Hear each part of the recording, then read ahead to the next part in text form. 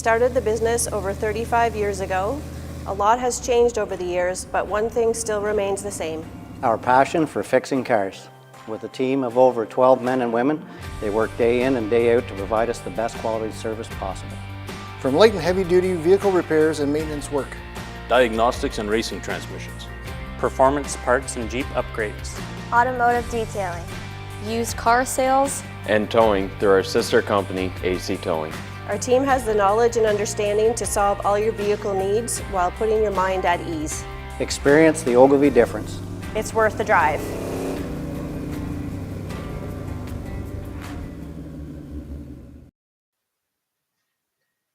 Hello and welcome back to the Bracket Life broadcast. Brandon here with you, as well as my excellent co-host, Andrew Sturck. Nice to see you. You too, buddy. You too. Another quick turnaround, right? It is, man. We're doing this a lot. It's a lot of fun. I'm enjoying this. This is what 3 weeks in a row now we've done this, right? Yeah. Yeah. It's been busy. Like this whole summer, man. It's been crazy busy. We've been flying around all over racetracks and whatnot. So. Oh yeah. Yeah. Not doing race car stuff at tracks, doing race car stuff at home, and then trying to find some life in the middle of it. But that's right. Not a whole lot of life in the middle of it. But the idea is there, right? Yeah. The idea. Well, I found some time this past weekend. We did to the Toronto X, Charlotte, Jess, and I, and first thing we went to was the race car ride, right? So that's right. That's right. See, even normal life, it still comes back to the race cars. Absolutely. So episode 18, we're climbing up there, bud. We're getting up. Absolutely.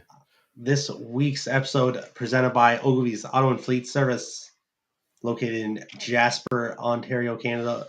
They can not only fix all light and heavy duty vehicles, they're also a dealer for FTI Performance, Jones Transmission Pumps, K&R Performance Engineering, and RC Components.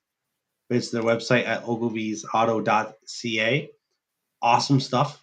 Andrew, I don't know if you've paid attention a whole lot to RC Components wheels. I have a little bit, yeah. I've not had any upgrades recently, but I've been looking at them for the Vet. It's a little bit dated now after like 16 years, right? So, they've got some nice equipment there, like nice looking stuff. The beadlock stuff looks real sharp, right? Yeah. So Rock, whatever, Bodine, whatever you want to, however you actually say Rock's last name. I just refer to him, Papa Rock. He's got his old Camaro, right? Old pro stock looking car. He just got the new rims and like changed the whole look of it. I really liked the car before. Now I like it even more. Although there's not a whole lot of race cars I don't enjoy.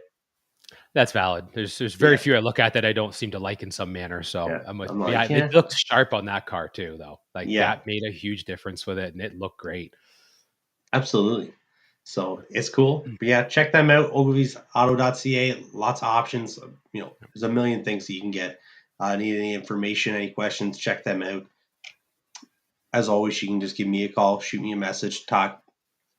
They are my in-laws for everybody who might not know this already. So I do have the connection and hookup for you. Inside track. That's right. So we'll jump into the Canadian Countdown. As we spoke a little bit about last week, we wanted to, we skipped over it for that episode. We wanted to stick to it where we could really have a full conversation on the countdown. A lot of great racing. We'll start it off. We'll lead right into the 660 Sportsman Nationals. Yep. We had Drew on here, talked about the event the week before, the day before, I guess, because we were all leaving. We talked about it on the Tuesday, basically, left on the Wednesday. So we'll jump into that. We had a great weekend, you and I. Yep. Some ways might say your weekend ended up being a little bit better than mine, but that's how it goes. Well, it was pretty good though overall. I mean, we kicked it off right on the Thursday. So they had a no box race on the Thursday. 2,500 to win in box, 2,500 to win in no box, and we made it the Bracket Life team day. You drove it down to the final against Brody Bellefoy. All right. My apologies. You were there. That was close. I'm getting better at this as we go along. Yeah. as I hear it more and work through it more, the announcer and me starting to come out. Not that that's going to happen anytime soon. Yeah. And then in no box, I was able to get things figured out and got down to the final. Raced Joe Chicalo. Some of our American friends actually made their way up from Michigan. Hadn't seen Joe and a few of the other guys in quite a few years. Was able to get the win on that one. And we went to the final. So we DSE Automotive sponsored a runoff between box, no box on Thursday. We couldn't have scripted it any better with you getting the W in box and me in no box. Unfortunately, I managed to mess that up against you, and you picked up the win on the runoff, which was a lot of fun. I was behind by 21 on the tree, and I was behind at the stripe by 21, and that was pretty much all it wrote. So it was kind of fun. It was neat. You dropped a dead 9, I dropped a dead 9, and I just couldn't let go well enough. But I was upside to that was we're 1-1 because I recall someone with an orange Camaro that was being borrowed at the time wheeling right up in round 2 beside me in the lanes. You took your shot, but You are correct. For everybody who, I'll be honest with you, I forgot about that a little bit when we were talking about it, and then I'm like, oh yeah, that was a lot of fun. Drew Buckner, who was putting on the event, let me drive his Camaro. This does not have a delay box. It is a no box car. It's got a trans brake there. I had never raced in no box before or ever tried it. The idea of it's cool. Always wanted to. Never done it. 3-speed in the car. Had to shift it. I try my best to be a door car guy. We talked about this all weekend. It's kicking me down a lot. The door cars keep kicking me. But I'm not going to give up. I will one day win in a door car. But I was driving Drew's Camaro, went through, and that's all I wanted to do was race Andrew in no box. I did it. Went up there, pulled right up beside you, said, let's go. So, and we did. And I'd like to mention, this was after a 15-minute conversation of trying to figure out how to get you green on the tree. Yeah. And the next thing I know, you're chasing me to the lanes. So That's I will right. remember this for the next time. Don't you worry. Absolutely. I was decent. I think I came up 21. Yeah, 21, you were 21, 22. I'll be honest with you. I wasn't 21, 22 because the first thing I thought of was I just had a 15-minute conversation with this guy about how to keep it green. If he comes up green, I don't want to be red behind them. And that almost bit me. I got lucky, but the electricity was still on in my lane. So I'll take that victory. That's right. So we'll move on. They had a gamblers race on the Thursday night. Kevin Stittle over Brock Godmare. I think I got Brock's name right. Yeah, Brock was just a couple doors down from me. We had a great weekend hanging out with him and Snakebite Bob. That was in box. And then Ian Hill, great conversation with Ian, brings a super stock car to the race. New Camaro, well, not new Camaro, 68 or 9 Camaro. And I think he made 51 laps over 4 days. He entered everything except junior dragster and bike and sled, I think. Yeah. Maybe even top dragster. I don't think he was allowed in that one either. But so Ian over Jay Talbot, which brings us to Friday. So Friday was the start of some of the big gamblers races. Juniors were now included. The 2,500 box race was Tony Yosef over Kyle Jessup. So Kyle picking up some cash on day 2, making the trek out. No box, Ryan Elford over Bob Richards, which was a GBM matchup over like an RCSS TMP. We've talked a lot about Bob this year. He's done very well down at Cayuga, made the trek up to Grand Bend and really did well. He went a lot of rounds over the course of 3 days that we ran up there because we lost the Sunday. Junior Dragster Gambler, Brody Brown over Franklin McPherson. Junior Dragster Connor Riddler over Brandon Firstall. The shootouts. Now, they had a 5K no box shootout on the Friday night. They had one Friday and Saturday. We had Ian Hill over Jason Boyd. That was Jason's first final in the Camaro. They've been working on getting a car together for a few years now, and Jason's been wheeling it, doing a good job. That was his first final round. He would go on later in the weekend, as we'll get to, for an even bigger moment. 10K box shootout. Mike Newman over Trevor Deeks. Trevor's been on a roll the last about month because at the Bonanza he was rolling rounds. Yeah, and he went to Cayuga. I think just shortly. It was either before or after that. Was going rounds.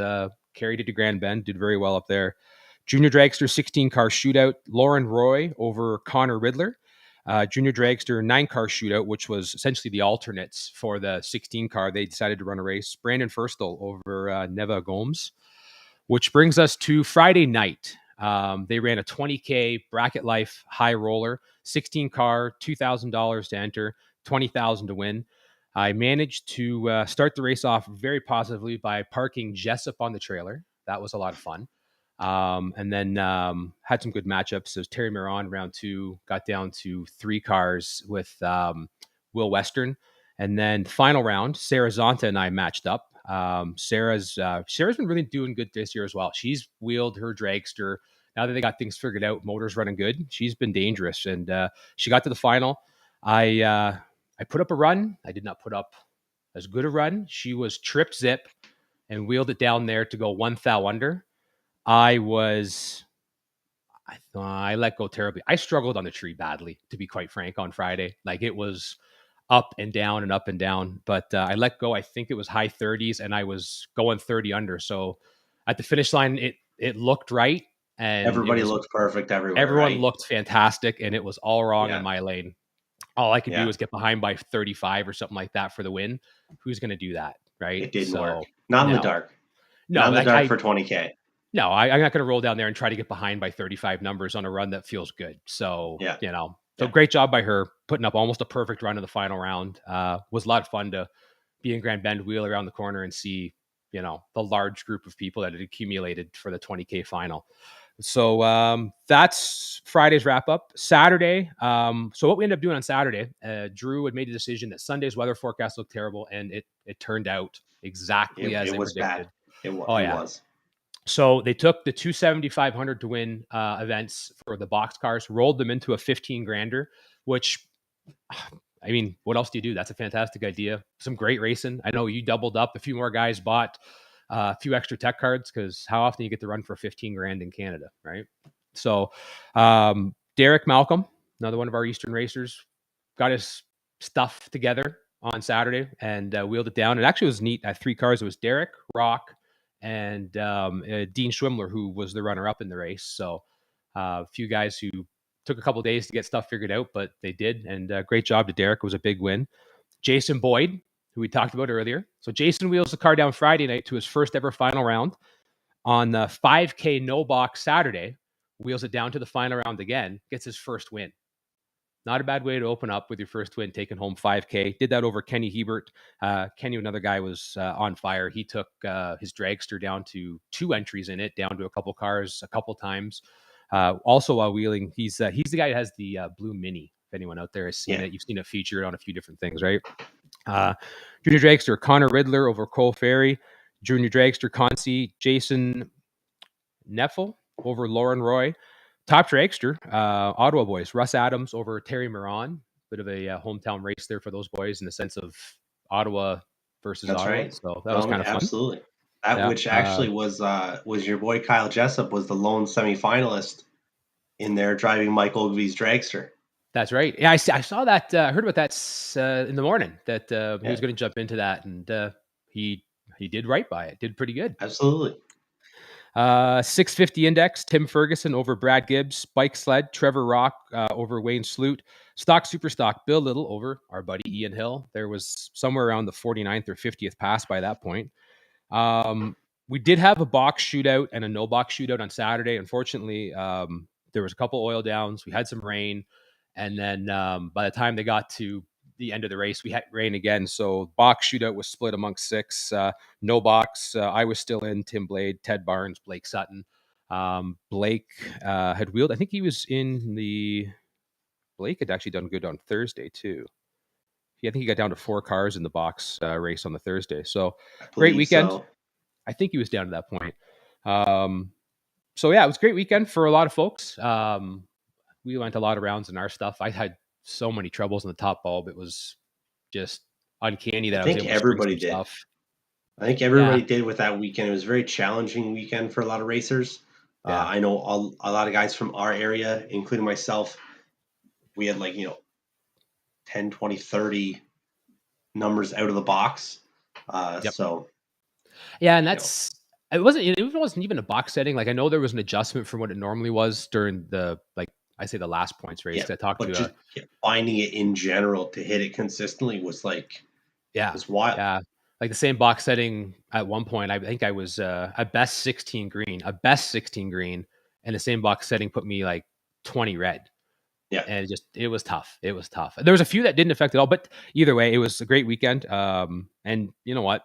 If we went rounds. I mean, you saw this, not the same people going rounds. It was a good mix, right? There was a Yeah. few guys who, Ian Hill off the bottom went a lot of rounds, but it was a lot of fun. They did a great job with it.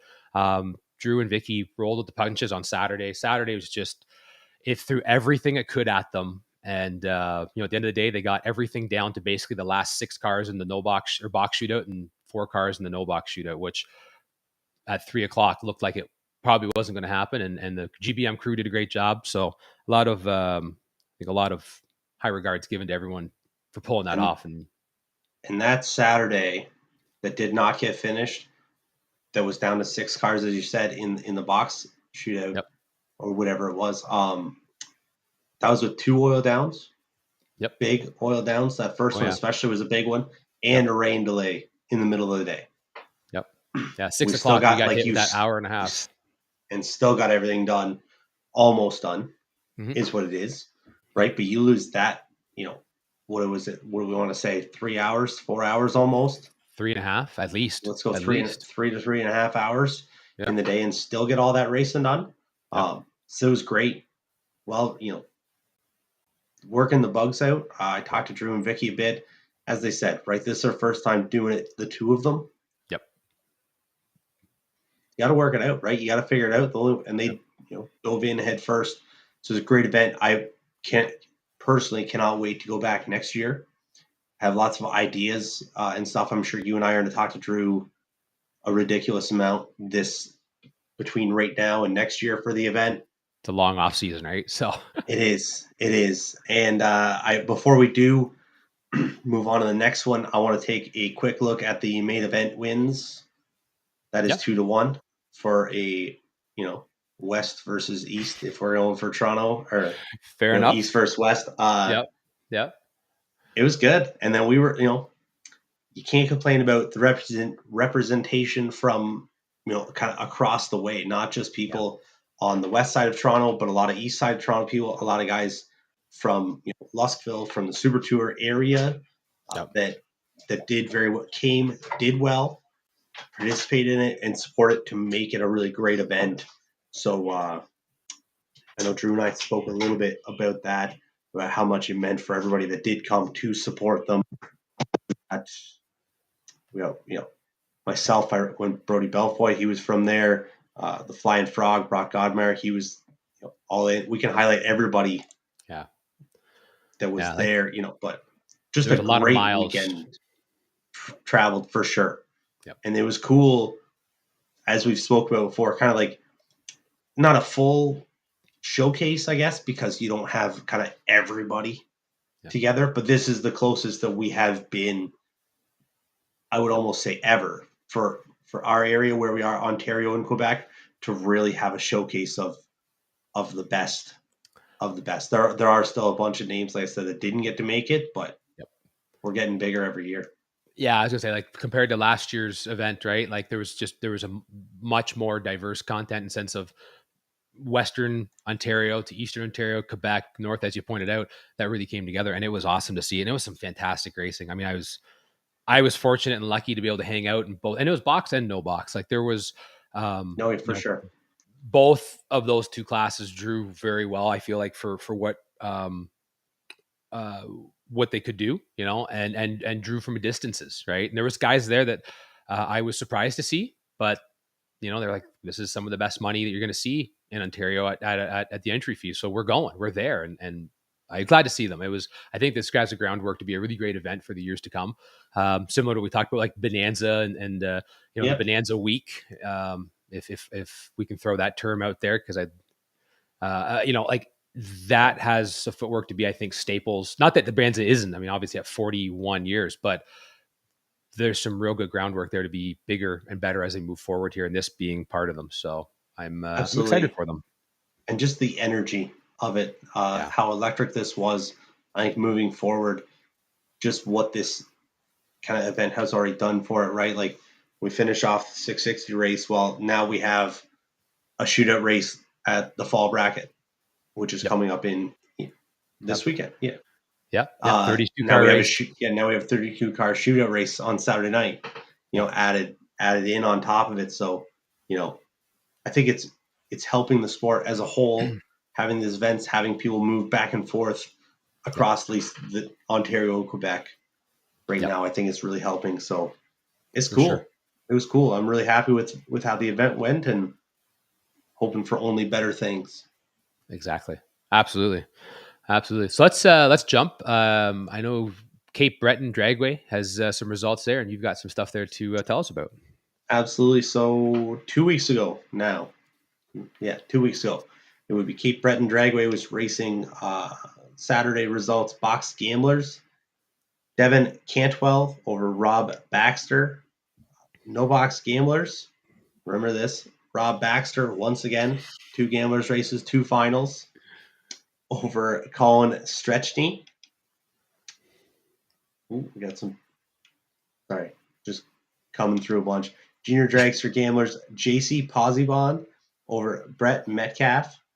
A bike sled, Glenn Frizzle over Chris Posibon. So a lot of familiar names. I know we say a lot of Posibon on here. We bring this up a lot.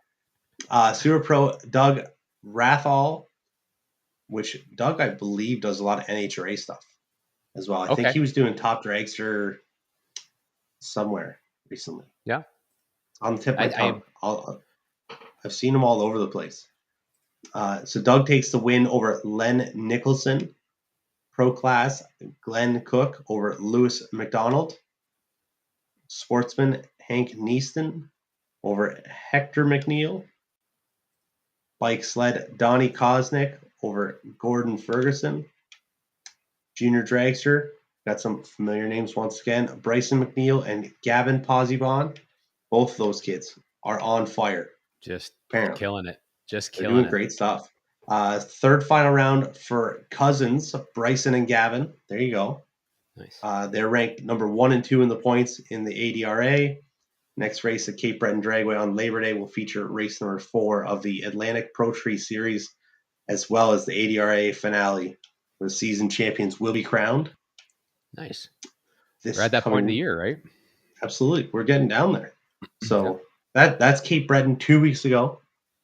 So, there's a lot of action going on. I really love this. This is cool getting to read this. I want to throw a quick shout out Jason McNeil, helping us out, keeping us updated with everything on the East Coast of Canada for racing. Awesome getting to know the names. Don't know the faces yet, but we'll get there with it. So it's really cool to be a part of. Andrew, now we've got some racing at St. Thomas. Yeah. So talk about points racing. It was our final points weekend at St. Thomas, so they're crowning champions. We'll run through the winners, and then I'll get into the points real quick. Go over the champions because we got all those points, I believe, finalized on it. So Saturday's winner, Mike Swick, in his second year running the full-size dragster, third win this year. Tom O'Keefe in the Mod ET win. Ron Beatty with foot brake. Lauren Roy, who we talked about at the 660s. So she kept rolling from there down to St. Thomas in the junior advanced class. Michelle Henderson in street picking up the win. Her sons are the 2, Wyatt and Owen, who we've constantly talked about from St. Thomas. They had the family weekend a couple weeks back where everybody was in a final round or racing each other. So congrats to her. She was actually chasing street points championship. So we'll talk about that in a second too. Sunday, Rick Atkinson in top ET. Remember Rick, this is going to be a big one because that was the 1 points race that was real tight and turned out to be a whoever wins Sunday type deal. Greg Stikierko, a good friend of ours, won Mod ET. Greg's been working on his program all year, did something totally different, changed everything up, spent the whole year chasing it, finally got it figured out on the last points day. There's more racing at St. Thomas this year, but on the final points day, glad to see Greg get the win. Eddie Adams, talking about double ups, foot brake and street, both on Sunday, picking up the win. And Owen Buchner, our buddy, picking up the win in junior dragster. Owen's been driving real good and was able to get the main event win. What we'll do is we'll jump into the points side real quick. So there was a few championships that were pretty much decided rolling into the weekend. In Mod ET, Owen Henderson, I believe he ended up winning with like almost 10-round lead come Sunday afternoon. So congrats to Owen on winning Mod at St. Thomas. He won it over Drew Buchner. Eric Marsh came in second. Junior dragster advanced. Reese Hamilton winning over Lauren Roy. There was only a 3-round difference at the end of the day there. Lauren did her best to try to close that gap up going rounds after Reese went out in round 1 on Sunday, but Reese ended up taking the championship title for junior advanced. The junior development saw Paige Roy. I'm going to assume that's a relative to Lauren, maybe younger sibling. But junior development, Paige picks up the win over Erin Pignol. Again, another close race going down to the final day for them. I think it was actually only at the different of the day, less than a round and a half. But unfortunately, Erin went out in round 1 on Sunday, and Paige was able to go on and keep the lead on that one. We've got a street ET. So Eddie Adams pulls it out on the final weekend, gets the points win over Michelle Henderson. So Michelle and Eddie were basically duking it out on the final day, final weekend, if you will. He went a couple rounds more on the Saturday, and then on Sunday, Michelle unfortunately went out a little early. Eddie went on for the W in the street ET class and took the championship at the end. Top ET is the interesting one. So we'll go backwards a little bit. We've got going into Sunday morning, a basically 5-horse race for the championship. You've got Rob Vandermeer, Mike Swick, Rick Atkinson, Brooklyn Noakes, and Dave Cooper, all within 5 rounds of each other going into the final day. Basically, Brooklyn and Cooper have to win out, and they need Vandermeer and Swick and Rick to all go out in round 1. And some of this played out the way it needed to, others didn't. So Rob goes out in round 1. Mike Swick goes, I believe he goes a couple rounds, and Rick Atkinson has to win, or at least get to the semis, I believe, to tie it up, and then win the semis and go to the final in order to get the tiebreaker point differential. Rick ends up just saying there's no doubt about it, drives the car to the final, wins the race, ends up taking it by about a round and a half over Rob Vandermeer, round and a half, 2 rounds. But it was really neat to watch this as I look back at the points system on it. A couple guys had told me about it. So congratulations to Rick. Someone had told me going into the final day, Rick wasn't aware that he was actually in the hunt for it. Just racing. Just racing and goes out and just parks the car in the winner's circle for the win and the championship. So congrats to Rick. Congrats to all 5, to be honest with you. That's tight racing. That's a tough Saturday night going into Sunday knowing at this point there's 4 other people you got to try to compete against, right? And put round wins up. So I'm sure that was a fun Saturday night, a fun Sunday, but congratulations to everyone involved there and all the champions at St. Thomas. Absolutely. So we can slide over. We'll go back east or out east, back east, whatever you want to call it. We're going to head to Greenfield Dragway for last weekend. So this is the Bracket Bash event. You'll really enjoy this. This is really cool. So $3K to win each box and no box. And it's televised by Eastlink TV. No way. There were over 80 cars in no box and over 60 in box. So that's not like the coolest part. I got a cool part here. I'm saving it, hiding it there. Box winner, John Rankin. No box winner, Jeremy Keynes. They had a quick 660 race. Brett Ramsey takes the win in that. King of the Hill, John Rankin. I would imagine King of the Hill, they did a box, no box runoff. Yep. That can be corrected if we want it. So that was Saturday for just a few classes. I'm leaving one out. Super Pro, Jason McNeil over Michael Wynot. Pro, Vaughn Boone over Kelly McKay. Bike sled, Glenn Frizzle, mentioning Glenn again, over Devin Mansfield. Sportsman, Scott Tebow over Chris Oliver. Quick 660, Michael Wynot over Roy Matthews. So I did leave Junior out for a reason because I won't hit it all 4 in a row. Junior Race 1, winner, Bryson McNeil. Junior Race 2, winner, Bryson McNeil. Junior Race 3, winner, which is Sunday Race 1, Bryson McNeil. Wow. Junior Race 4, winner, Blaine Wynot, not Bryson McNeil. Who was his opponent in the final? That was Bryson. Holy cow. 4 junior races in one weekend. Bryson McNeil takes home 3 out of 4 and loses in the final of the other one. Wow. So like that's putting some laps on that junior. Now I'm not sure of Bryson's setup. If it's a quick car, slow car, doesn't matter. That's a lot of runs for a junior dragster. right? You had to be changing the oil like between, races and that, not just like between days or weekends. Oh yeah. Yeah. That's a lot of But consecutive rounds too when you look at it. Like that is, that's a stretch, right? that's a lot of work, man. That kid was down there putting in work. Oh, absolutely. So that's a cool weekend, right? Like that's awesome Yeah. to get for it, and good for Bryson, and good for everybody else too. Like I don't want to necessarily say that Bryson stuff was cooler than the rest, but it was pretty cool. That's a run. That's a run. Any world, in any big car world, you put up 3 final rounds in a row, it's one thing, let alone 3 straight wins and go to a 4th final. So Absolutely. that's kudos there. Awesome deal. You definitely can't complain about that. No. I want to slide into just for the next one. We did go to Rachel and I and Daniel. Daniel jumped into decided last minute to come with us. Went to Napierville Dragway for a 10K race.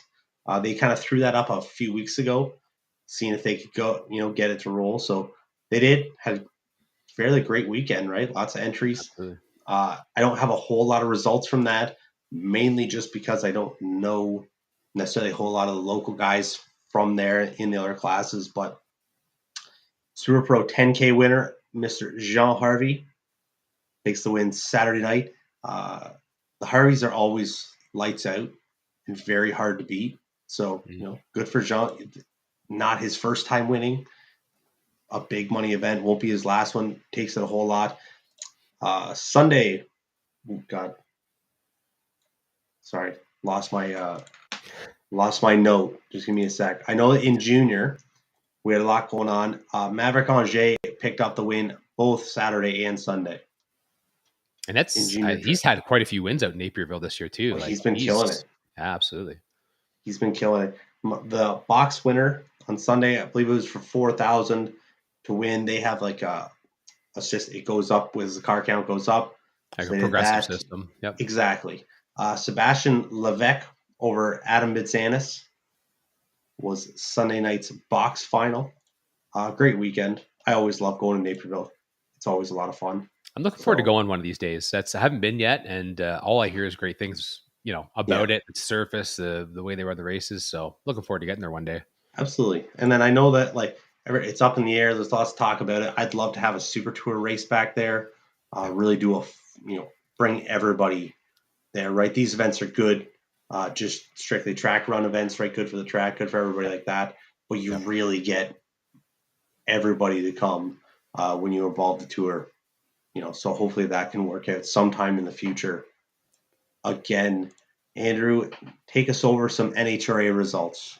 So we try to keep track of everything divisionally and nationally, and it can be a little tough. 7 divisions, and at least 3 or 4 of them that Canadians go to, and then sort of regularity. But NHRA race in Brainerd had some Canadian content.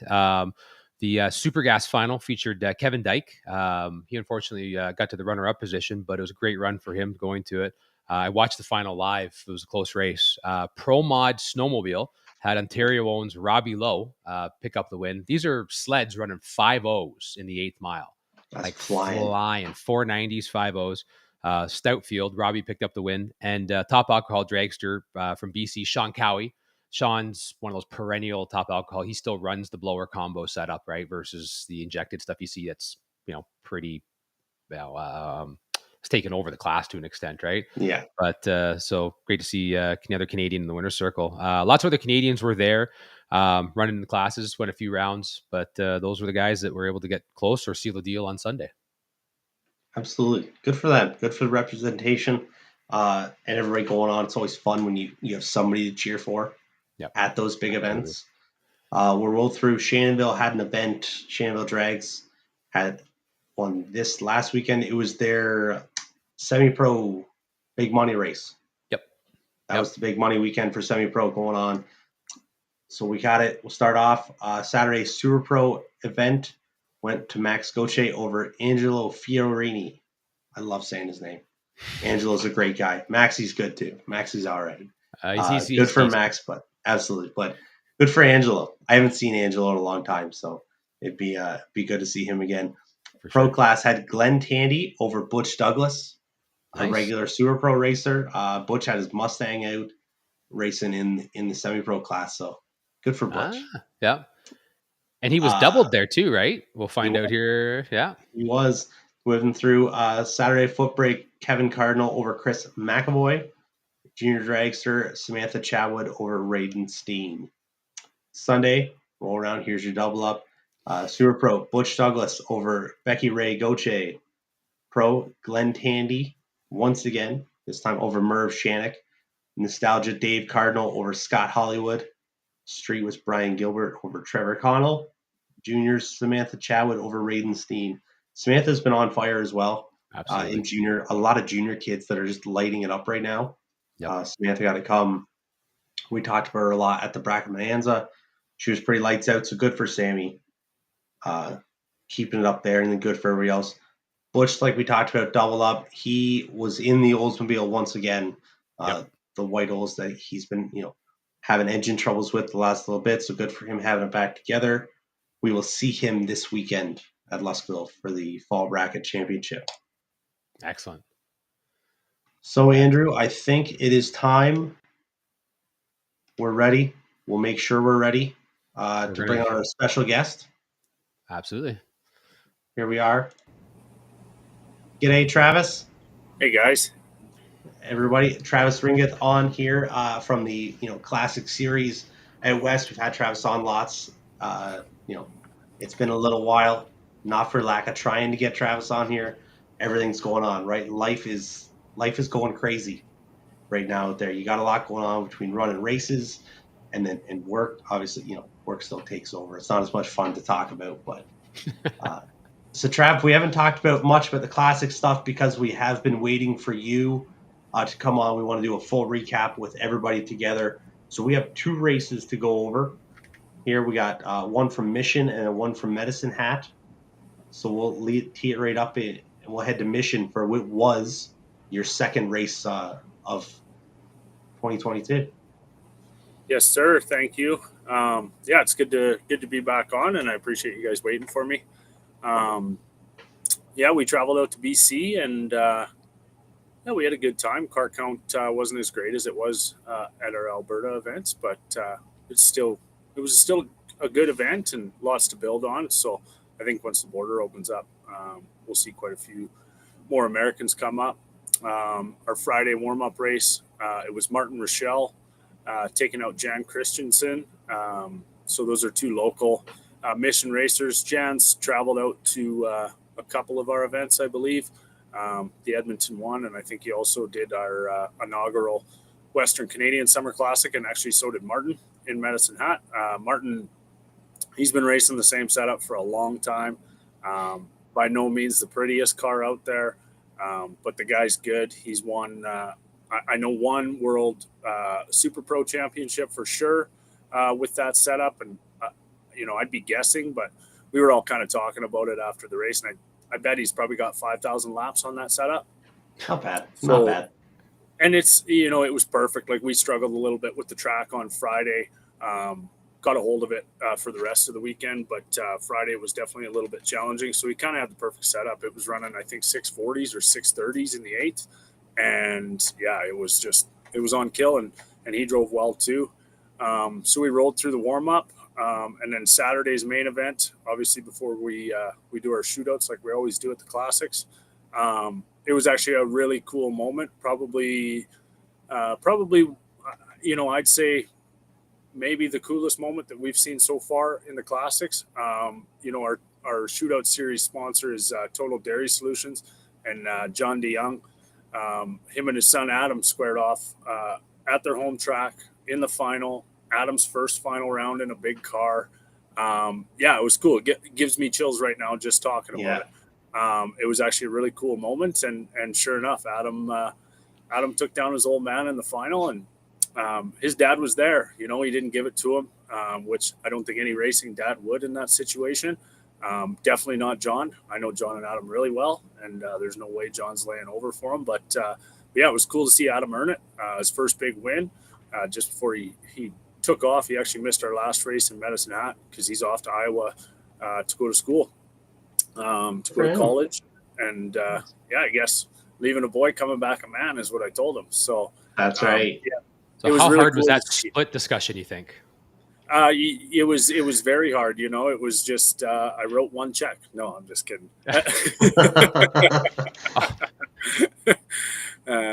No, we actually didn't even talk about it. I literally wrote 2 checks for the same amount in that final round.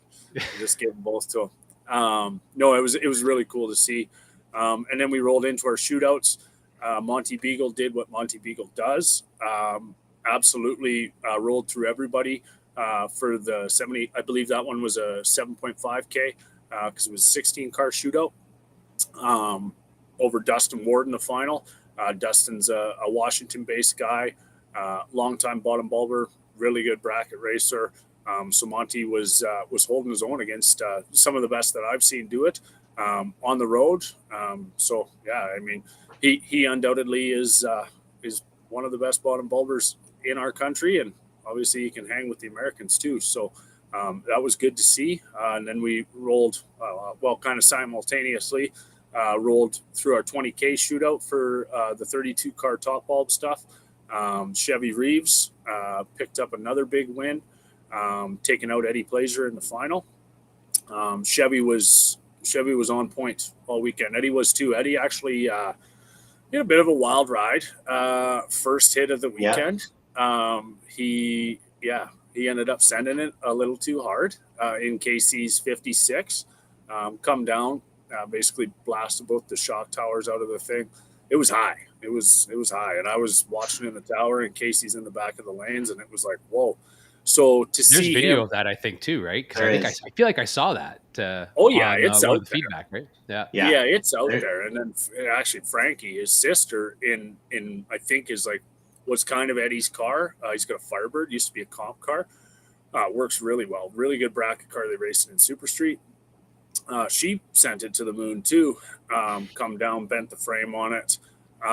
It was a wild start at sea level. Let's just say so that. So is this like a big, like the Plaisirs just send it then, right? No, the typically they're very conservative. Oh yeah, and the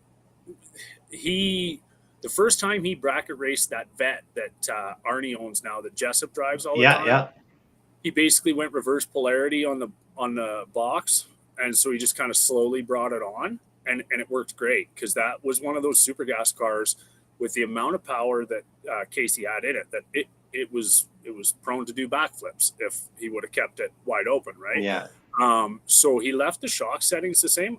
I think he had tried to short shift them a little bit and lowered the launches, but obviously hindsight being 2020, me and Casey have beat this up, and I mean it sucks. The whole situation sucks. Like he's got pretty good spirits about the whole thing,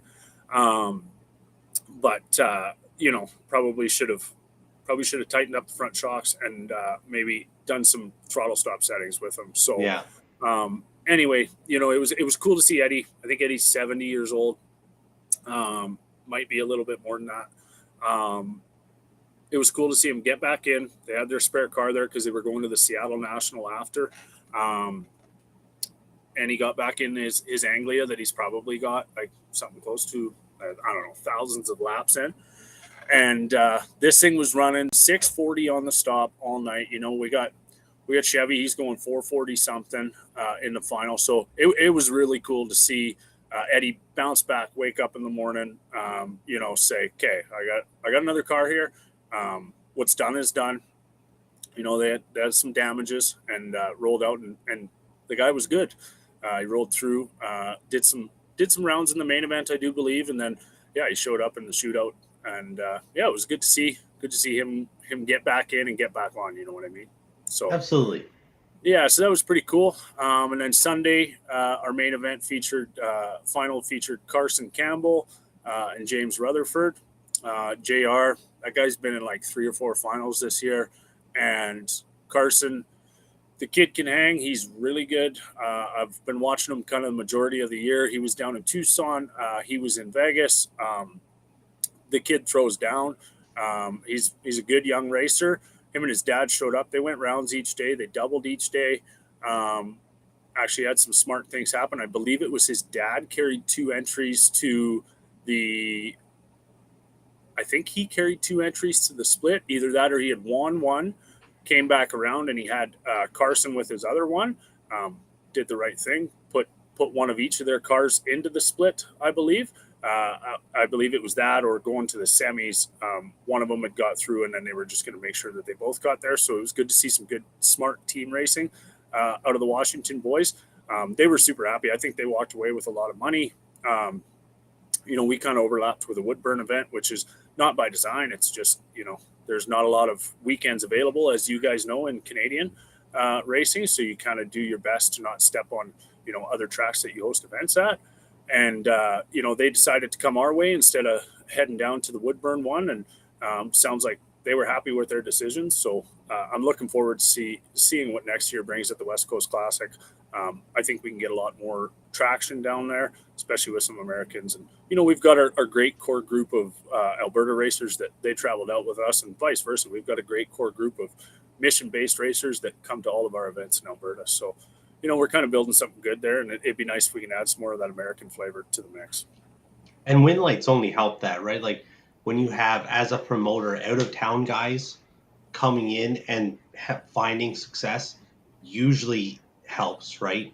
When they leave having a good time, having some money in their pocket, you go back, tell your friends about it, and you're wound up to tell your friends about how excited you were.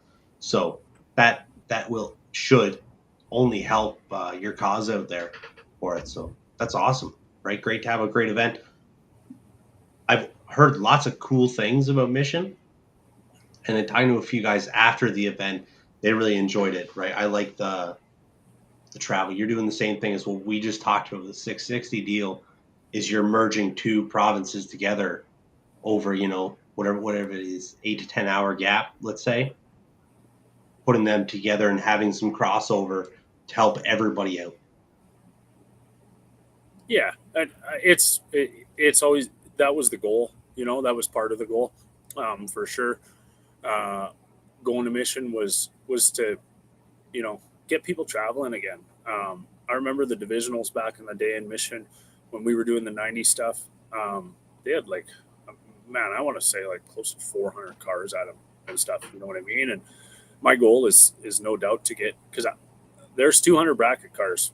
There's 200 bracket cars at least between, BC and Alberta. And just once in my promoting career, I'd like to see all 200 of those at an event.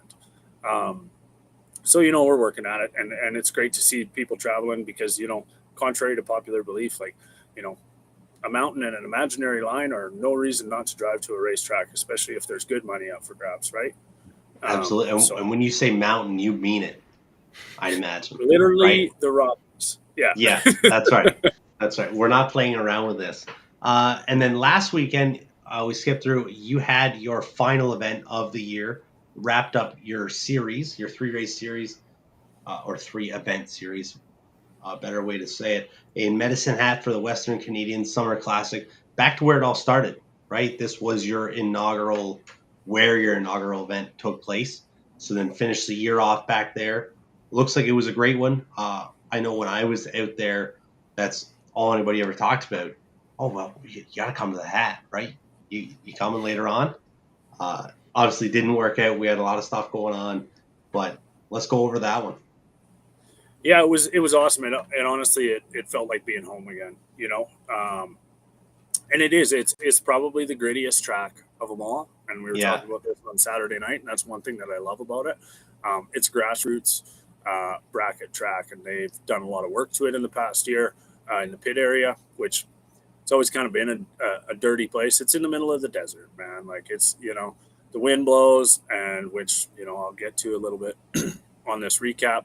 The wind blows, there's dirt. So they basically have set it up now where any race car there parks on asphalt now, which is beautiful because the whole place is just recycled asphalt, but it's had dirt come up through it a lot over the years. And, Dave Toth and his guys, they're his two sons, they prep that track, and the whole track staff's awesome there. But Dave's track prep is always on point, and that place is, it's not the nicest facility we go to, but I'd argue to say it's one of the ones that has the most amount of pride taken in it. And that's not taking anything away from Edmonton and Mission. There's a lot of pride that goes into those facilities. You've been to Edmonton. It's a nice place. It's a very good track. But yeah, it just, maybe part of me just a little bit sentimental, kind of, where it all Yeah. began type thing. So it was good to get back there, and the racing didn't disappoint. So Friday, our warm-up race, familiar names, Jason Pad took the win over Lorenz Schwarz. Lorenz is actually, he won day one, I believe. No, not the warm-up. He won the Saturday main event at the Oil City Classic in Edmonton, and took out Jason in the semis on the way to that win. So Jason got one back on him. It was a pretty good race. Lorenz off the bottom was great to see. We always like to see our bottom bulb guys, when they get to the split, go far. Saturday, speaking of bottom bulb guys going far, Tyler Zeller put on an absolute clinic. I think he turned on 13 straight win lights. So he won the main event off the bottom. At one point in time, I watched him go perfect, and then one red on a bye after, and then I think after that he was 4 off the bottom. That'll do. This guy can hang. So I got a new nickname for him. He's T-Zell in my books now. I like it. So he carried on. He took out Derek Rose in the final of the main event. They both had a great race. Dorkar, obviously, off the bottom. Roadster, final matchup there was cool. And then Tyler carried on, continued to put down some nasty laps in the wind. The wind got really high on Saturday night at our event. He took out Darren Sutton in the final of the 10K shootout. Probably first 2 rounds of the shootout. Wind was gusting close to 50 miles per hour, straight tail. I don't know if either of you guys have raced in Vegas. Not the worst wind that I've seen, which was part of the reason we had some racers that were a little suspect of the wind. But given the fact that it was a straight tail, there was dust blowing kind of all around, especially further down the track. There was a farmer's field that I don't think he's allowed to do anything with, so he can't control any of the dust on it. But it was blowing around, so it was kind of a scary sight for some people. But me and Dave and everybody, we were on top of it. No dust was getting on the track, which I've raced in Vegas quite a few times, and you're good when the wind's blowing there. The one issue with Vegas is they've got that huge grandstand, so the wind blows in and then it just does whatever it wants when it swirls inside of there. So you never really know if it's a tail or if it's a head or if it's a cross, no matter how it's blowing on either side of that grandstand. Nice part about this place, like I said, it was coming straight up the back. And yeah, we were blessed enough to not have any dust finding its way onto the racetrack, kind of turning it into a marbles on a floor type situation. So we proudly kept everybody safe. We had one close call in the first round. A guy just got out of the groove looking, hit the brakes out of the groove, had nothing to do with the wind or anything like that. Just not an ideal place to hit the brakes. And it's not like he was crazy on them, but yeah, I know I've hit the brakes out of the groove before, and it doesn't really, convene to a very good time. Yeah, it doesn't enjoy it. Yeah, so we had a close call there, kept everybody safe, continued on with the program. Definitely gained some gray hairs on Saturday night at the Western Canadian Summer Classic. Last thing I wanted to do was obviously wreck a race car or hurt anybody. But the show went on, and then George LeBlanc, good old George. I don't know where he's originally from. He's a Frenchman. Very good guy, longtime classic supporter. It was good to see him. He got the win in his door car over Dalton Giroux for 20K on Saturday night. Very cool to see. Dalton was driving lights out actually almost all weekend, I believe. I'd say Dalton was really good. And yeah, George was it was his night to win because he was 00 and dead on. I'd argue to say like every round of the shootout. So George was there and he showed up. So it was good to see him take home our final shootout win of the year. And that final actually put Dalton in 3rd place for our shootout point series. So on the top bulb side of things, it was Chevy Reeves took the win. So he got the extra 10 grand. Mike Crozier coming 2nd, fairly close race. And then Dalton was in 3rd. And then on the no box side, Monty Beagle dominating fashion. Him and Craig Johnson both went out first round of the shootout on Saturday night. And I think the only way that Craig could have won it was Monty get bounced first round and Craig go on to win the whole thing. But they both ended up falling short. And then so it was Monty in first, Craig Johnson in second, Lorenz Schwarz finished third in our no box shootout points. So Monty taking the $5,000 and a gold card for the shootouts for next year. And yeah, so it was a great deal for all those guys, and good to see the guys that supported us, all year long, traveling with us, walk out of there with some bonuses. And then I don't want to gloss over this, but like $10,000 to win the points, right? Like a 3-race series, and this isn't like over the whole thing. This is only in the shootouts, right? That's it. Like that point series was just 3 races long, correct, Travis? Yeah. And for pay 10 to win, like, that's huge. I didn't want to see that glossed over, because I mean that's a big thing. I don't like anything where you put a points chase, terminology into it, right? And it's paying $10,000 to win, not $10,000 to the whole purse, right? So it's five to win, something like that. Like, that's impressive, right? I think that's worth highlighting, right? About how awesome that is. Yeah, and I don't know like money amount total, so the for the racers, but like Chevy, he was in a very generous split at the quarters of the 48 car in Edmonton. Obviously, I'm not going to say exactly what the numbers are. That's I think the driver's business. But he was in a very healthy split there. Obviously, won the event in Mission. And he was in the split again on Saturday night in Medicine Hat. So with those wins and the $10,000 bonus, like the guy made a lot of money racing in Canada this year. So it was really cool to see. And shout out to our sponsors, Chop My Rate, that put up the money for the no box guys, which was $5,000, $5,000, 25, $1,000 for the top 3, which I kind of matched with. Wow. First place gets a gold card for next year's shootouts, which on the no box side is $1,500, and that's $3,000 value on the top bulb side. And then the second place guy, I gave them a free single day or single weekend entry to the warm ups and mains, which is like close to a $700 value. And then the third place one, I gave him 50% off on 2023 entry fees for the warm ups and mains. And then TDS, John DeYoung, stepping up for the top bulb side, like, that 10,000 plus the gold card, and then 5,000 for second, 2,500 for third. Like, that's an awesome little incentive and bonus at the end of the year when you're already racing for, we were close to $300,000 that we paid out this year.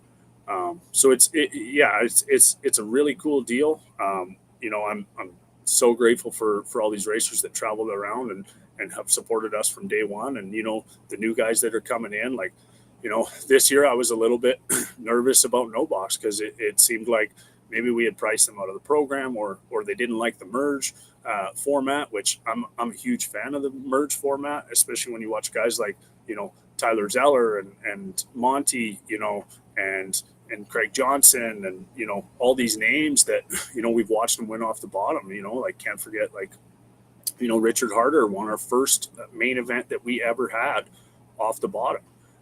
So and then watching US races where you see like that be a thing, right? Where the bottom bulb side comes out. I mean, you watch it out in Vegas. I know Lamb's taking bottom bulb stuff to final rounds in the flings. Tom Artakis out in the World Super Pro Challenge, right? $50,000 winner off the bottom, right? We've seen Tom as the $10,000 winner. Tom won the 10 on Thursday and the 50. Yeah, bottom bulb. Yeah, and staying on the bottom, keep it like I think there's a lot to be said on that format, right? For the bottom bulb world, to be able to jump into some of these big races like this, right? And not be just secluded out and say, okay, from round one, you're, here's a group of box dragsters or box door cars, right? So, yeah, well, and that's I think we had to get to the point, and like I'm overwhelmed with the no box numbers that we had this year. We've got great support. Trying to fill up 24 cars at all 3 races on the no box side for the shootout at $500 a pop. That was a bit more of a struggle, which, we're going to go back, we're going to regroup and probably look at doing 16s for all of them. but the main events and the warm-ups, like, we, instead of having one round in between, like, we always had, not always, but like majority of the time we had one round less for the no box guys than the top bulb side. And now they're the same. It's even. And, they're making their way to the split. And by no means am I saying it's the easy way, but, they get to race no box guys, get warmed up, and like I said earlier, and we've seen numerous times, numerous places, Nasty Nick, whoever it is, they get warmed up against the no box guys, and then they're just as good as any dragster out there. And yeah, let's not overshadow, strictly just Monty Beagle, because Monty Beagle is ridiculous. Like, I was paying attention to it, was watching it, saw him in action. Monty's, pretty good. And then so's like, Craig Johnson, he came on, we talked to him a bit, like, and Craig's just foot braking. He's not even using a button, right? And he's not just a bottom bulb guy, but those runs in that whole side of the ladder were still just ridiculous when you were looking through. I know, like I said, for my experience when I was out there, how it was, I'm watching this and I'm like, man, I don't think I'd like to hang out over there either. There's not a safe place to go at these events, and good for those guys because they're all stout, and it's only going to make you better by doing this and then keeping coming and trying these. Yeah, and that's just it. Like, we're talking a lot this year we're talking about Monty, we're talking about Craig, we're talking about Lorenz, but there's a few names that just come off the top of my head that I've watched at every one of our events, huge supporters. Amber Rutherford really didn't have a bottom bulb car this year.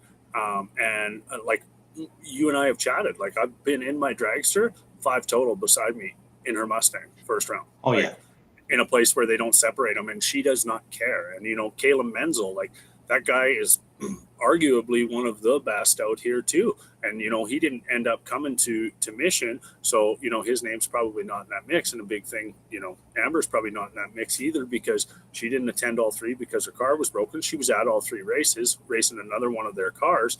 But, like Dan Koss and like there's a lot of good bottom bulbers out there that, Dan Golby, that's a guy that he undoubtedly, him and Caleb both, they will come to a classics event. They will enter one of their no box entries in no box. The other one is in the door car side on the box side, and they don't care. They're not, taking their 10 minutes to come back around both on, the no box side, which would probably arguably be the easier way to do it, if you want to say easier. But, yeah. They're running one entry in box all the time. And more often than not, when we look down at the latter rounds of our races, like, those guys they're there. They're typically there. And Caleb ended up walking away with a last standing no box check this weekend, as he typically does. I think he did at least one in Edmonton too. Dan walked away with one. Yeah. So like these guys, and it's not like they just show up, get to the quarters and then end up getting bounced first round of the split. Like a lot of times, like we've seen it numerous times now. These guys carry it all the way. So it's really good for the sport, in my opinion, right? Absolutely. And Caleb Menzel, just bring it up just because that first thing comes to mind, man does ridiculous wheelies. Like they were just hanging them out there. I raced him when I was driving the truck. We had to do, so the first crosstalk wasn't off. He comes up 19. I forget what I was. I don't think it was 19. We went down, end up having to do a rerun with it. All right, so he gets a clean look at the tree. He comes up too, and both times, like I'm just watching that thing carry the front wheels, and the tires are above my head in the truck, is what it seems like. Doing that, like it's awesome. So yeah, well, they all have cool. character, right? Yeah, absolutely. Everybody does. They're such big personalities, not just in the drivers, but in the race cars as well, which is really cool. So it's been fun to meet everybody. Cool getting to do this with you. I have a lot of fun. Andrew, I hope you have as much fun learning all this. Absolutely. We can get it. The conversation we had, right? Like it's neat to be able to hear about the different parts of Canada, right? Because how else would you hear about all these great races, these great stories, unless there's someone out talking about them? And I always enjoy hearing about it. I mean, if I get the privilege of ever getting out to the race, at least I'm not. I know who to watch out for, I guess is what I'm trying That's to say, right. right? You know, That's right. but it's really cool. Well, It is. I'm sure it's the same everywhere, right? Like you look around and it's just nasty. Like we were talking about it. Like there's nobody left out here, whether it's top ball, bottom ball, door card, dragster. Like you look around out here. You can't take any round lightly anymore. And this is not an ego thing, but I'd like to say that the Classics has been a big part of that too, right? Like we've brought the big money, high caliber, events to Western Canada, and we're seeing a lot of guys like Darren Sutton and his buddy Lawrence Derrick. They've come to all of our races and this year, and they've never really been in that sort of environment anymore or before, and they love it. And Darren finished, I think, like 4th in points. He did really well. He had a really good chance of winning Saturday night in Medicine Hat, and so it's growing, and guys are seeing like watching people improve, like from the first Classic to what it is now. It's like it's crazy to watch, and Sunday, I'll just wrap up Sunday here before we kind of move on, boys. Yep. Sunday we had Eric Goulden. He took out Jason Pads, Jason's second final of the weekend in his truck. He ended up hurting the motor, or thought he might have hurt the motor. I don't know exactly what happened on Saturday afternoon in the dragster. So then he just doubled in the truck, in the little love truck, and he was putting up a lot of good laps throughout the rest of the weekend once he jumped exclusively in the truck. But Eric Goulden was just too much to hold off, and kind of closed out our weekend and closed out our season. So it was good to see. Absolutely. So that's great. Like I said, great here about it. I'm all wound up now. I love it, right? Just tying racing's fun. We got a couple quick announcements for drag racing, I guess more in our area, Andrew, than it is for Travis. First, the Ontario bracket finals have been announced. Where did I put it? Right there. To be hosted at Toronto Motorsports Park September 30th to October 2nd. Hosted by the Race Cayuga Sportsman Series RCSS. What else we got? There's just putting together the final touches for the Flyers, and then it will be out by the end of the week. So anybody looking at those options, check that out. Be aware of that is coming up. That will be at TMP this year. Yep. As well, which actually is going to be on the same weekend. Just announced today for that planning, the Canadian Bracket Super Tour Canadian Bracket Finals, mouthful there, confirmed to be at Luskville Dragway. That event, October 1st and 2nd, has always been on the schedule posted there, just did not have a firmed up location yet. It is confirmed it will be at Luskville. That race, Flyers out Saturday, 10,000 to win Super Pro, 5,000 to win Super Pro on Sunday, 2,000 win on semi-pro both days. Check that out. That's the normal layout for that event. If you thought the party was big last time, this is the one that they bring the tent for. Usually they have the DJ come in as they do on the Flyer. It's a good one. I saw the pictures, I think, from last year. Now that you've mentioned the tent, I didn't remember seeing the tent at the Bonanza, but now this makes sense to me. That's right. Start doing big things like that, then maybe that'll be the one that we'll get Travis to fly out for. Well, I was going to say, how are you looking in points? Because if there's a dragster available, maybe that's the one I come out for. That's right.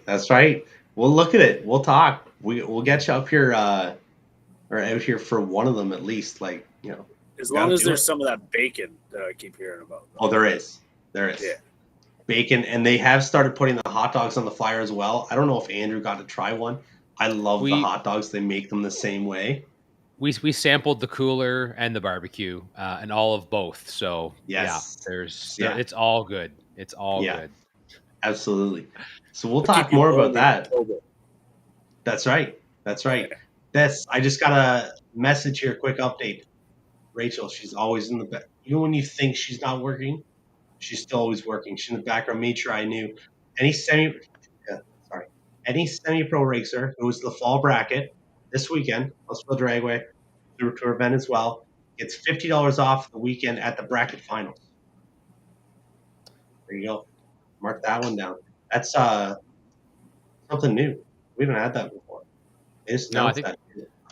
I didn't I mean to thought that bring was that up. new when I watched that today or saw that today online. So So for the weekend deal, if you come this weekend and you come in October to the bracket finals, it is instead of 175, it is 125 for two $2,000 races.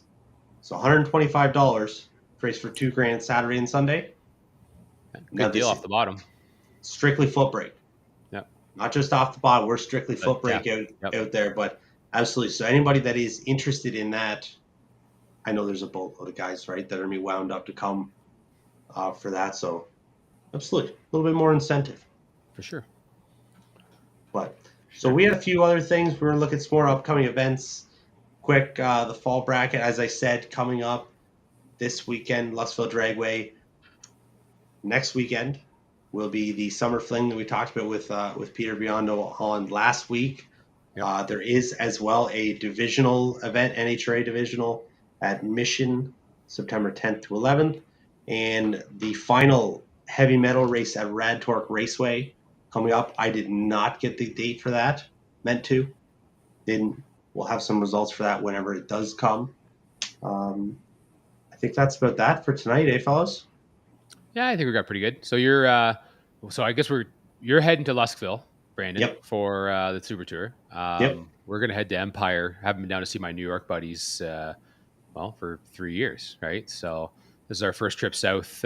Warm that up because we're thinking about going to Bristol in late September. So we want to get this whole border thing figured out. Be comfortable with that. That's right. While visiting some buddies out. Just talk to Rachel. Get the arrive can. You're good.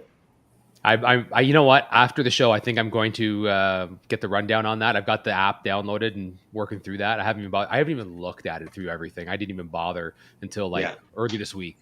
But should be good. Where do you head next, Travis? You guys got any races coming up for yourselves? It's kind of up in the air. I believe we may end up in Vegas in November for their turkey race. Other than that, I don't know if we got anything else. We want to do some updates to our bus. So sounds like the plan might be to yank our 9 degree out of the dragster, send it off, and then get it shipped back to Vegas, put it back in there and race that, and then take our rig over to Jim Lewis's place, Infinity Coach in Washington. And kind of get some updates done on it. So yeah, it's a little bit up in the air, but I hope we're doing some fall racing somewhere. That's right. Fall racing is my favorite. I get so excited for fall racing. Like, just the feeling. I know. It just, you get that late August ramp up, right? And all of a sudden now it's like, I'm just ready to go. Mid-July, I'm like, I'm not over things, but I'm like, I'm just not as excited as I get to like around August 20th, right? Yeah. And there's always so many good events in the fall too. Like in Canada, US, like everything just seems to, it feels like it's backloaded sometimes. I mean, there's been great events all summer and I don't want to wash over all of them, but all of a sudden I start looking at the fall schedule going, oh my God, I'm going to race every weekend. This is fantastic. Yeah. A little overzealous, but Yeah. I did, I think I did count it. I think Rachel and I are at, we're at 9 weekends in a row. So, going into the fall or like right now? Like right now, like going into this weekend, I have been racing the last like 9 weekends in a row. And there's guaranteed we're going this one. And then the weekend after that, for sure, back to Luskville. And then maybe we'll take one off. Like, I know, like I said, Rachel's paying attention. I said maybe. Well, the next one's Bristol. The next one's Bristol. That's right. So I can tell you where there's a bus leaving from Buffalo. Just hook up with us and we'll figure it out. That's right. It's easy. If we're both going to get lost in the mountains, we might as well get lost together and figure this out, right? That's right. That's right. Well, that's about that for tonight, guys. Thank you guys very much. Trav, thanks for coming on, bud. It's awesome to have you back. Like I said, we've been trying this for a long time to get it mixed in. It hasn't worked out, so it's been cool. Great to go over the whole event. Andrew, thanks again as always, bud. I appreciate all the time and effort you keep putting into the show, and everybody else that's watching. Thank you guys for all the support. Thank you, Ogilvie's Auto and Fleet Service, presenting tonight's show. Helping that out, like I said, check them out. Shoot me a message, any questions. FTI transmissions, Jones transmission pumps, RC components, wheels. the list really, it doesn't really end. Mickey So, Thompson. Mickey Thompson stuff. Sticky You want some of Mickeys. that? There you That's go. right. You want Hoosier tires? We can get some of those. All of it. So thank you guys. Make sure you keep checking out all the Bracket Life stuff for everything we've got going on. And 2 weeks. We do have a week off now. We have a week off now. I'm not sure what I'm going to do with myself next Tuesday. It's going to be lost. That's right. That's right. All right, guys. Have a great one. And we'll be talking to you guys all again. We started the business over 35 years ago. A lot has changed over the years, but one thing still remains the same. Our passion for fixing cars. With a team of over 12 men and women, they work day in and day out to provide us the best quality service possible. From light and heavy duty vehicle repairs and maintenance work. Diagnostics and racing transmissions. Performance parts and Jeep upgrades. Automotive detailing. used car sales, and towing through our sister company, AC Towing. Our team has the knowledge and understanding to solve all your vehicle needs while putting your mind at ease. Experience the Ogilvie difference. It's worth the drive.